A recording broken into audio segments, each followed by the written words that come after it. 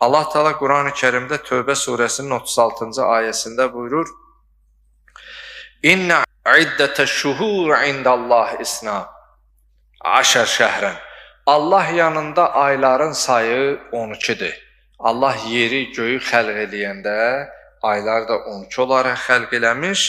Minha ərbaatun hurum. O 12 ayın içərisində 4 haram ay var. Və o 4 haram ay ki, orada savaş icazəli deyil və o ayda daha çox Allaha ibadət edilməli və tövbə edilib Allaha dönüş qayıdış edilməlidir. O ayların birincisi elə Məhərrəm ayıdır. Və həmçinin də Məhərrəm ayı hicri qəməri təqvimi ilə ilin başlanğıc ayıdır.